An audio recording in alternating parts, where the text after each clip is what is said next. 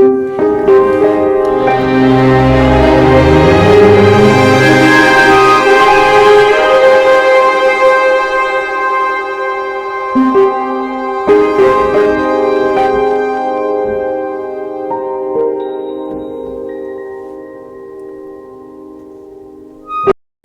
satu bukit di pelosok kota yang berada di suatu provinsi dikenal memiliki kesan mistis. Orang-orang tidak ada yang berani masuk ke dalam bukit ini. Pihak swasta maupun pemerintah pun sama seperti warga setempat. Pernah ada perusahaan swasta ingin mendirikan perusahaan di sana. Namun 7 gergaji mesin patah dan melukai operatornya. Kejadian itu bermula ketika mereka ingin menebang pohon pertama. Ekskavator mereka gunakan, namun justru terguling hingga operatornya meninggal. Warga setempat pun tidak ada yang berani masuk ke dalam bukit, meski hanya di kaki. 2 pemuda bersama tokoh adat sempat hilang selama beberapa minggu ketika mencari sesuatu. Mereka ditemukan seperti orang linglung dan tidak mau bicara, dan itu berlangsung sampai sekarang.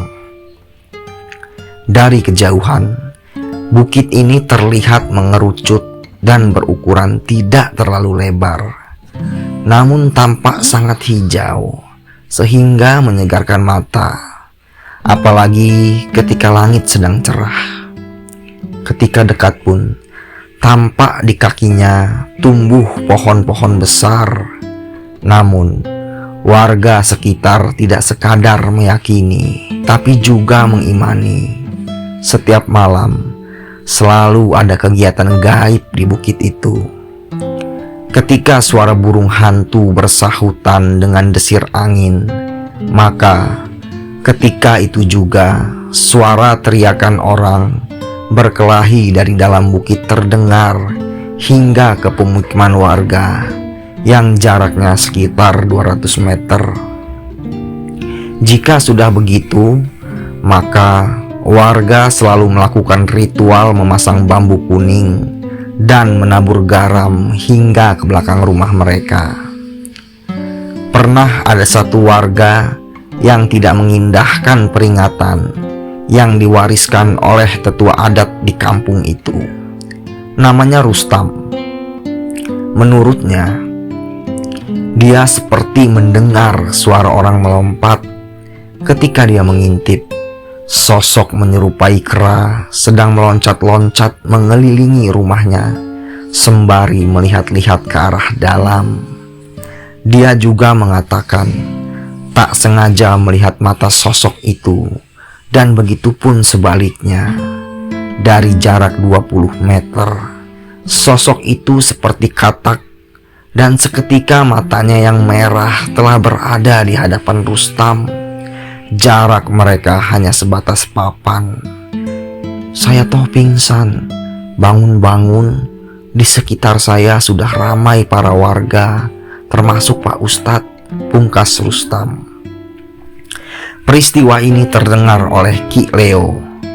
Ki Leo adalah paranormal yang bertempat tinggal cukup jauh dari kampungnya Rustam. Ki Leo sengaja datang karena dalam pertapaannya melihat sesuatu yang sangat menarik perasaan tentang Bukit Angker. Ki Leo tidak banyak berbicara ketika datang ke kampung ini. Dia hanya ingin masuk sendirian.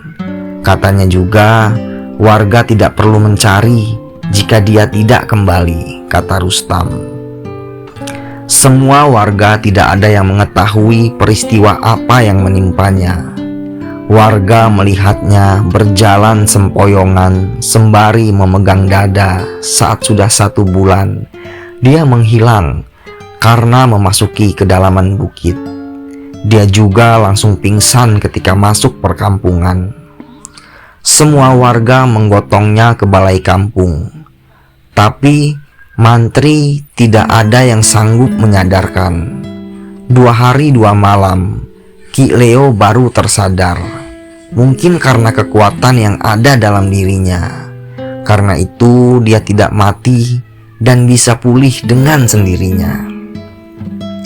Rustam menceritakan, Ki Leo mengadu ilmu dengan sosok pendekar yang wujudnya setengah kera dan setengah manusia. Tapi gerakan kera begitu cepat, tiap lompatannya seperti menghilang. Ki Leo merasa diterjang dari belakang. Kera membuat lutut, kepala dan punggung Ki Leo tidak berdaya. Cerita menarik dari Rustam yang dia dapat dari Ki Leo masih berlanjut. Ternyata Ki Leo lebih dulu mengintai gerak-gerik sang kera. Mata batinnya menerawang kecerobohan sosok kera. Kera itu adalah seorang bayi yang dipungut mak lampir dari akar pohon rindang.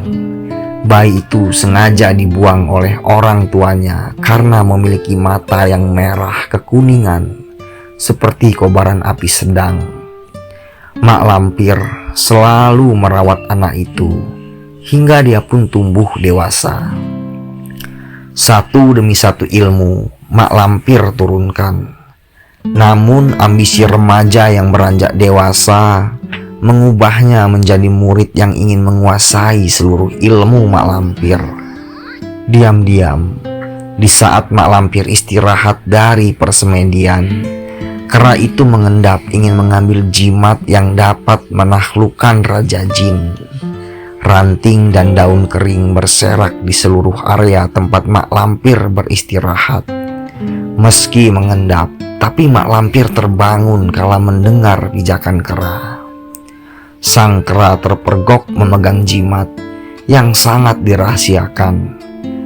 Meski mereka tinggal bersama berpuluh tahun dan telah memberitahu kepada kera tentang jimat itu, tapi mak lampir selalu mewanti-wanti muridnya agar jangan sampai menyentuh jimatnya. Mak lampir yang murka pun langsung mengutuknya menjadi seekor kera. Dengan tongkatnya yang berukir ekor harimau dan di bagian kepalanya adalah tengkorak, mak lampir melempar si pencuri jauh dari tanah Jawa.